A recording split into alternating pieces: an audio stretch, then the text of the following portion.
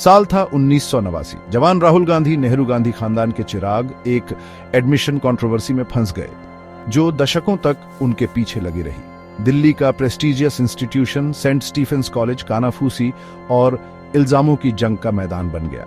राहुल गांधी के मार्क्स सिर्फ 65%, कॉलेज के हिस्ट्री ऑनर्स के 90% कट ऑफ से बहुत कम थे। उनका एडमिशन कैसे हुआ? ये सवाल सत्ता के गलियारों और आम लोगों के घरों में गूंजता रहा। क्या यह पॉलिटिकल पावर का मेरिट पर भारी पड़ने का मामला था? ऑनऑफिशियल एक्सप्लेनेशन स्पोर्ट्स कोटा की तरफ इशारा करता था। दावा किया गया कि गांधी नेशनल लेवल के शार्प शूटर थे, लेकिन इस बात पर तुरंत ही शक हुआ।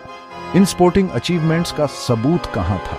कानाफूसी तेज हो गए, एक अलग तरह के कोटा की ओर इशारा करते हुए जो उनके परिवार के धार्मिक संबंधों पर आधारित था।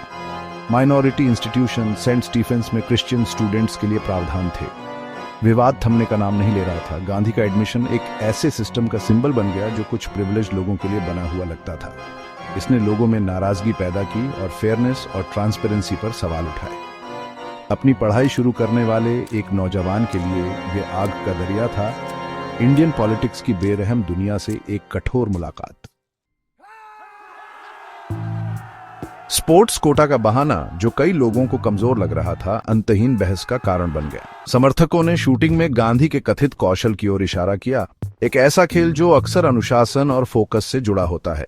उन्होंने तर्क दिया कि रेंज पर उनका हुनर पढ़ाई में भी काम आ सकता है।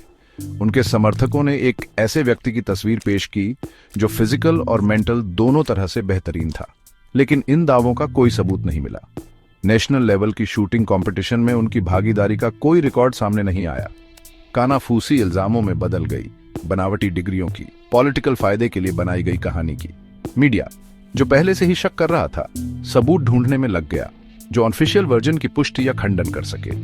इस विवाद ने राहुल गांधी की पब्लिक इमेज पर एक गहरा निशान छोड़ दिया। इसने हकदारी की धारणा को मजबूत किया, एक ऐसे सिस्टम की जो खानदान के वारिस को खुश करने के लिए कुछ भी कर सकता था। टैलेंटेड एथलीट्स को मौके देने के लिए बना स्पोर्ट्स कोटा भाई भतीजावाद और हेर फेर का प्रतीक बन गया। नुकसान हो चुका था। सेंट स्टीफेंस में एक साल बिताने के बाद विवादों और जांच से घिरे राहुल गांधी अचानक चले गए। आधिकारिक कारण उनके पिता तत्कालीन प्रधानमंत्री राजीव गांधी की हत्या के बाद सुरक्षा चिंताओं का हवाला दिया गया। हालांकि अकादमिक संघर्षों की अफवाहें बनी रहीं, उम्मीदों और लगातार मीडिया की चकाचौंध से अभिभूत एक युवा की वह हार्वर्ड यूनिवर्सिटी में फिर से सामने आए, एक और आईवी लीग इंस्टीट्यूशन। ऐसा लग रहा था जैसे उन्होंने वहीं से शुरू किया जहां उन्होंने छोड़ा था। फिर भी हार्वर्ड में उनका समय कम रहा, वह 1 साल के भीतर चले गए। इस बार कारण रहस्य में डूबे हुए थे। आधिकारिक चुप्पी ने और अटकलों को हवा दी। क्या यह अकादमिक दबाव था, अपने परिवार की विरासत की लंबी छाया से बचने की इच्छा, या पूरी तरह से कुछ और?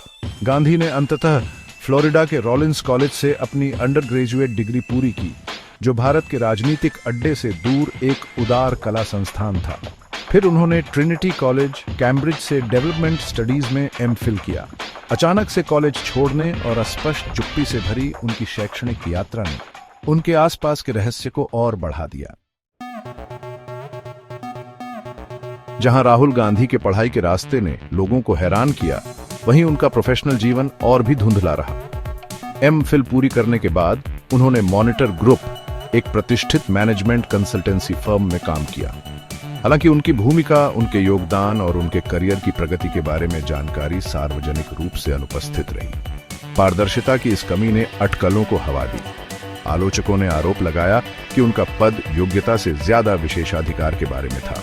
बाद में वे भारत लौट आए और बैकोनॉप्स सर्विसेज प्राइवेट लिमिटेड, एक टेक्नोलॉजी आउटसोर्सिंग फर्म की स्थापना की। फिर से कंपनी के संचालन, इसकी सफलताओं और इसमें गांधी की भूमिका के बारे में विवरण मायावी रहे।